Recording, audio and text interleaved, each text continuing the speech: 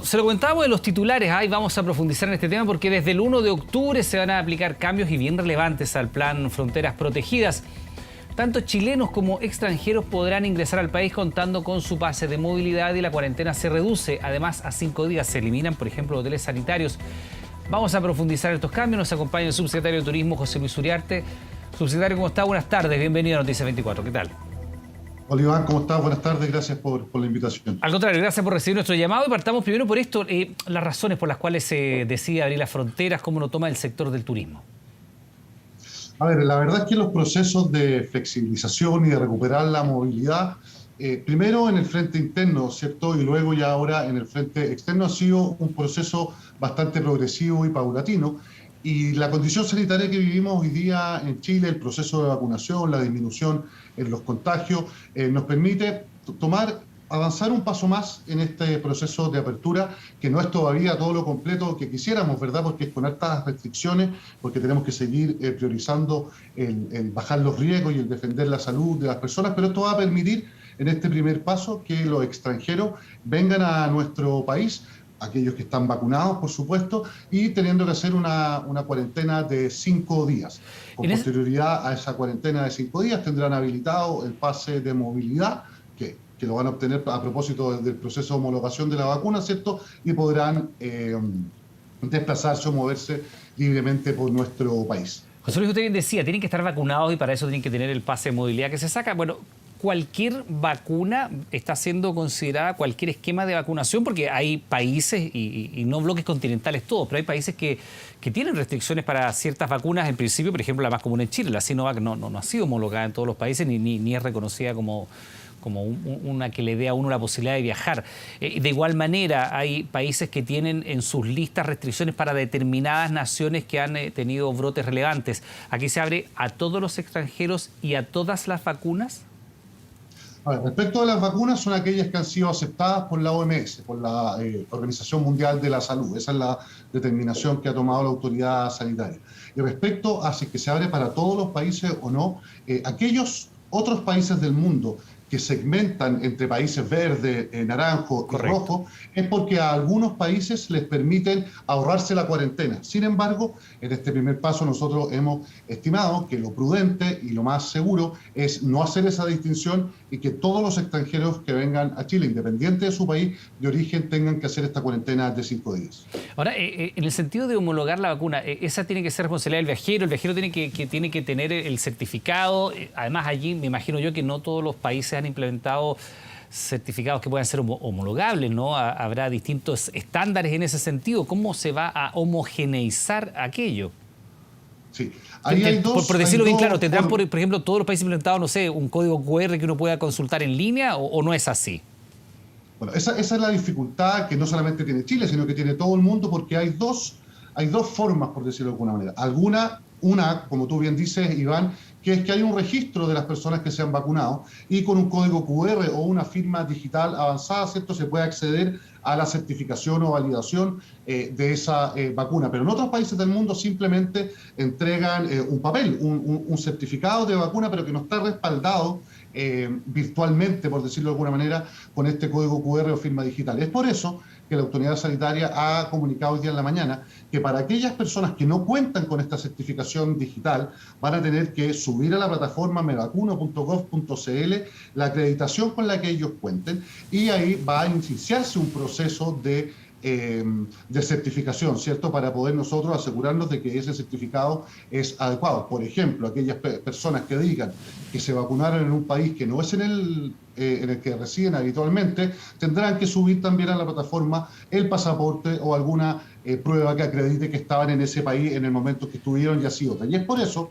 que se ha dicho por la autoridad sanitaria que en el caso de esas personas el proceso de homologación puede tardar más, puede incluso demorarse hasta un mes, por lo tanto esas personas tendrán que hacer este trámite con mayor anticipación. Ahora, subsecretario, se ha visto incluso acá en el país adulteración de los pases de movilidad, incluso venta de los pases de movilidad a través de la web, y siendo que está digitalizado y que a través de un código QR uno accede, ¿no? Se ha logrado hacer aquello.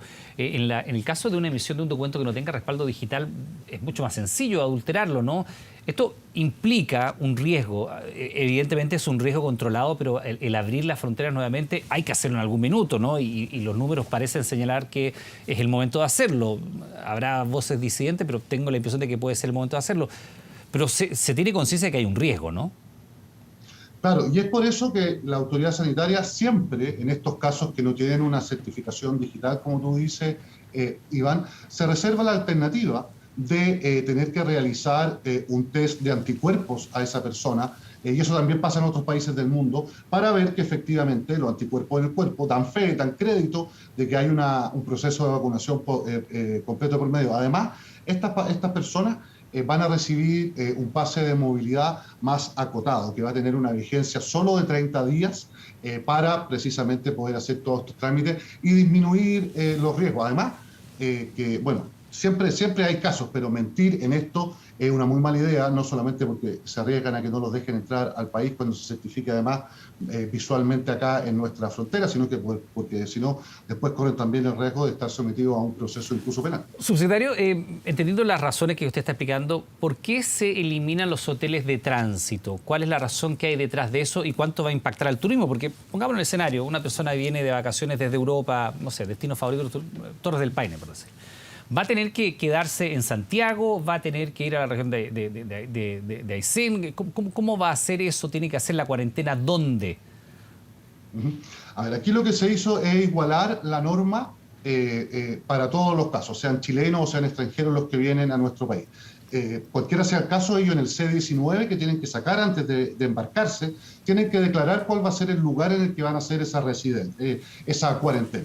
Y ese lugar entonces el que será sujeto a fiscalización para ver que esa persona esté ahí durante los 5 días siguientes a que ingresó al país. Ahora bien, respecto del traslado del aeropuerto, las personas pueden trasladarse a su lugar de cuarentena, a este que yo decía recién que declararon en el CIE-19, en un transporte privado, es decir, no pueden subirse al metro, no pueden subirse a un bus, no pueden subirse a una micro, ¿verdad? Y si es que el trayecto es más largo que 2 horas, que es lo que define a una persona en contacto estrecho, si es que ambas ocupan la mascarilla, ¿cierto? La persona que los llevó también tendrá que hacer cuarentena. Si ese trayecto, por el contrario, es más corto, podrá entonces la persona que lo llevó, ocupando obviamente la mascarilla ambos, no necesariamente hacer cuarentena. Entonces, es verdad que esto, desde el punto de vista de incentivo para el turismo receptivo, todavía es una limitante, es verdad. No es lo mismo decirle a un extranjero que venga de turismo a Chile cuando tiene que hacer 5 días de cuarentena, a decirle que simplemente venga porque la cuarentena no va a existir.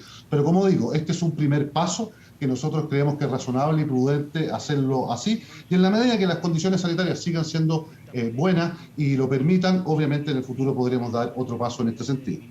Ahora, subsecretario, evidentemente eso suena en el papel muy razonable, pero ¿hay capacidad para fiscalizar eso, que la persona, que el turista llegue al aeropuerto y se vaya, como usted bien dice, en un vehículo privado y no tome el metro? Bueno, no hay metro en el aeropuerto, pero que no tome el transporte público, en fin. ¿Eso se puede fiscalizar? Bueno, eso también es parte de lo que se evalúa a la hora de definir esta gradualidad, ¿cierto? Entonces, nosotros vamos a recibir extranjeros a partir del 1 de octubre, pero solamente se habilita el ingreso a extranjeros por los aeropuertos de Iquique, Antofagasta y Arturo Merino Benítez, por una parte. Y esta restricción de cuarentenas también va a hacer que durante octubre la llegada de turistas sea de verdad menor, porque es una restricción importante que los primeros, o sea, si yo te digo a ti o a mí, alguien me dice que mis primeros 5 días de vacaciones van a tener un hotel. Exactamente, haciendo cuarentena, ¿cierto? El flujo no va a ser tan grande, bueno, va a ser solamente por esto. Déjeme preguntarle sobre ese tema, porque de hecho Fedetur ha señalado que estas son medidas insuficientes y que van a provocar un efecto muy menor, porque como usted bien dice, viajar en términos generales es muy caro. Hay ofertas, evidentemente el sector turístico está adecuando las ofertas y uno ve paquetes turísticos muy atractivos, pero si los primeros 5 días usted los tiene que hacer en un hotel, bueno, y después de eso recién comenzar a viajar se le encarece todo, y Fedetur señala que esto no va a ayudar al sector que ha sido tan golpeado. Sí, nosotros hemos conversado permanentemente con ellos. De hecho, ahora, antes de conectarme a esta entrevista, Iván, estábamos en una reunión con todos los miembros de Fedetur. Y lo que ellos dicen es cierto, esto no va a significar una gran reactivación del turismo receptivo, eso es verdad. Sin embargo, es un paso muy necesario para poder dar el paso siguiente después. En algún momento nosotros tenemos que empezar, y nuestra experiencia, comparándonos también con otros lugares del mundo, nos da cuenta que es mejor hacer las cosas gradualmente y progresivamente. Lo mismo fue con el pase de movilidad, Iván. Tú te acordarás que nosotros primero lo lanzamos entendiendo que esto iba a permitir solamente una mayor movilidad y no así una mayor actividad. Y algunas personas nos decían, pucha, pero si ya tienen ese pase, ¿por qué no permiten que se hagan más cosas? Y nosotros lo que dijimos es, vamos gradualmente, vamos progresivamente, y en la medida que las cosas sigan bien, vamos a avanzar. Ahora es lo mismo. Es verdad lo que dicen los gremios del turismo. Esto no va a significar una reactivación muy grande en esta primera etapa. Sin embargo, nos permite ir pavimentando este camino como primer paso para que, si todo sigue bien, Dios quiera, ya en la temporada alta podamos tener condiciones todavía mejores. O sea, usted está hablando que estas restricciones que hoy día se empiezan a levantar de manera paulatina podrían estar completamente levantadas para el verano. ¿Sabe por qué se lo pregunto? Porque si uno mira el tema de las cuarentenas, de los toques de queda, los requisitos para que el toque de queda fuera a las 0 horas y no a las 10 eran bien claros, ¿no? El porcentaje de vacunación de la población, 80% de la región, y la incidencia de contagio. ¿Qué tiene que pasar para que se elimine la cuarentena? En nuestro país ya tenemos más del 80% de la población objetivo vacunado hace bastante rato. Estamos ya incluso empezando a aplicar a menores de 12 años y la tercera dosis avanza, la de refuerzo. ¿Qué tendría que ocurrir? Porque también el sector turismo es poco más lo que aguanta, ¿no? Es poco más lo que aguanta cerrado. ¿Qué tendría que pasar? ¿Cuáles son los criterios para que uno pudiera decir, ¿sabe qué? Si usted es turista, tiene su vacuna, se hace un PCR y entra? Como lo han hecho muchos países desarrollados y que tienen buenos esquemas de vacunación. Estoy pensando en países del hemisferio norte que tienen esas condiciones. ¿Usted está vacunado? Sí, muéstrame su esquema de vacunación, se hace su PCR e ingresa al país. ¿Qué tiene que pasar para que eso ocurra acá en Chile? Yo daría dos distinciones. Primero, para poder dar algún criterio objetivo y concreto ahora, como es el ejemplo que pones tú del 80% de la vacunación, ¿cierto?